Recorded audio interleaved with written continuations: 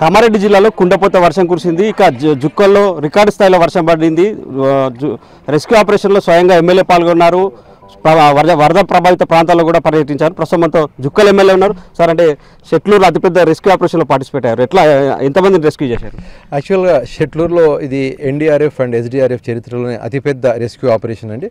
అయితే నిన్న 3 గొర్రెల కాపర్లు, ఆ తర్వాత ఒక రైతు వాటర్లో ఫ్లోలో చిక్కుకోవడం జరిగింది.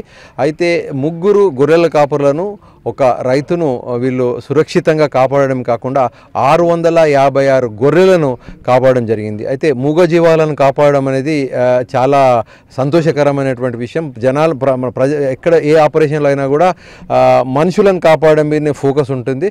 కానీ 1 కాదు 2 కాదు 656 జీవాలను ఎన్డీఆర్ఎఫ్ కానీ, ఎస్డీఆర్ఎఫ్ కానీ, fire department, police department, revenue department, ఆ తర్వాత మన స్థానిక యువకులు, గజ ఈతగాళ్ళ కోఆర్డినేషన్తో ఇది ఒక పెద్ద ఆపరేషన్ లాగా చేసి 100% సక్సెస్ఫుల్గా ఈ ఆపరేషన్ని ముగించడం జరిగింది. చాలా సంతోషకరమైనటువంటి చాలా ఉధృతంగా ప్రవహించింది. స్వయంగా మీరు పార్టిసిపేట్ అయ్యారు. ఎట్లా అనిపించింది సార్?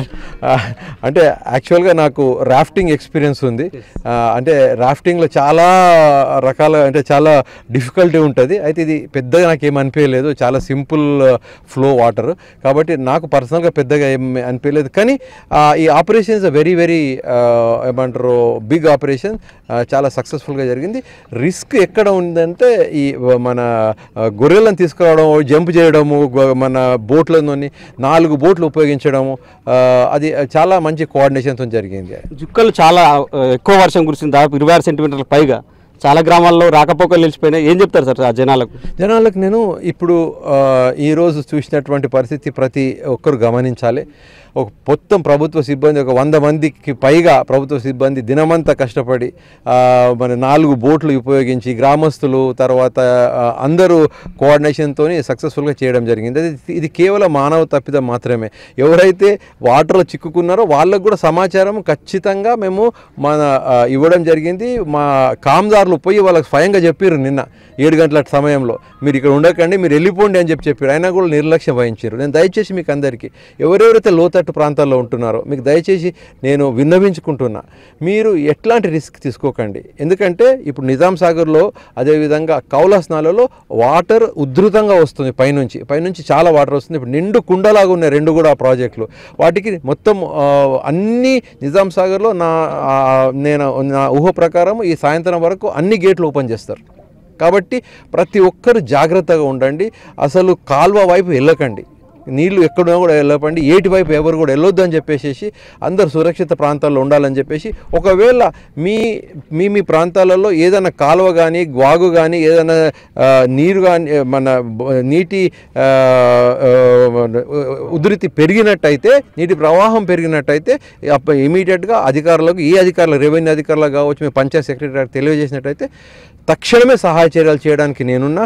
24 గంటలు మీకు అవైలబుల్ ఉన్నా. నేను ఖచ్చితంగా మీరు అందరూ కూడా సురక్షితంగా ఉండాలని చెప్పేసి నేను కోరుకుంటా ఉన్నాను. భారీ వర్షాలతో చాలా పంట నష్టం జరిగింది, నీళ్ళల్లో పంటలని. సో రైతులకు ఎట్లాంటి భరోసా సార్? ఖచ్చితంగా కాంగ్రెస్ పార్టీ రైతుల పార్టీ.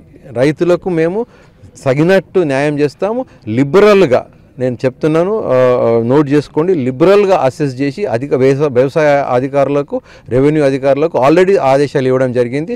లిబరల్గా వాళ్ళు ఎస్టిమేట్ చేసి తగినట్టు వాళ్ళకు మేము కాంపెన్సేషన్ ఇప్పించేటటువంటి, నష్టపరిహారం ఇప్పించేటట్టుగా నేను చర్యలు తీసుకుంటాను. దాని విషయంలో రైతులు ఏమాత్రము మన టెన్షన్ పడాల్సిన అవసరం లేదు. నిజాం సాగర్ కూడా ప్రవాహం పెరుగుతుంది, గంటకు దాదాపు 1,00,000 క్యూసెక్లకు పైగా వస్తుంది. సో మార్నింగ్ గేట్లు ఎత్తారు, ఎట్లా ఉంది సిచ్యువేషన్? అండర్ కంట్రోల్లో ఉంది. కానీ మన జాగ్రత్తలో మనం ఉండాలి. యాజ్ ఫార్ యాజ్ మన గేట్లు ఎత్తడం కానీ, తర్వాత డ్యామ్ విషయంలో కానీ ఏమాత్రము మనకు డౌట్ లేదు. అంత పర్ఫెక్ట్గా పకడ్బందీగా ఉంది. రాత్రి 3:30 వరకు నిజాం సాగర్లోనే ఉండి నేను స్వయంగా పర్యవేక్షించిన, స్వయంగా ఇంజనీర్లతో మాట్లాడిన, సిఈ గారితో, ఈ గారితో, మరి తర్వాత మన హైదరాబాద్లో ఉన్నటువంటి రాష్ట్ర స్థాయి అధికారులతో కూడా మాట్లాడి పకడ్బందీ చర్యలు తీసుకుంటా ఉన్నాం. మీరు మాత్రం ప్రజలకు విన్నవించేది కాలువ దగ్గరికి వెళ్ళకండి, అంతే. Thank you sir. సో ఇది మొత్తం మీద జుక్కల్ ఎమ్మెల్యే చెప్తున్నారు. నిన్న రాత్రి నుంచి కూడా వరద ప్రభావిత ప్రాంతాల్లో పర్యటిస్తున్నారు. పంట నష్టం జరిగిన రైతులకు పూర్తి భరోసానిస్తున్నారు. ఖచ్చితంగా ఎలాంటి ఆందోళన చెందొద్దు, రైతుల ప్రభుత్వం మాది, రైతులకు ఖచ్చితంగా అండగా ఉంటామని ఎమ్మెల్యే చెప్తున్నారు. కెమెరామెన్ రవితో బాల్కుమార్, ఎన్టీవీ, కామారెడ్డి జిల్లా.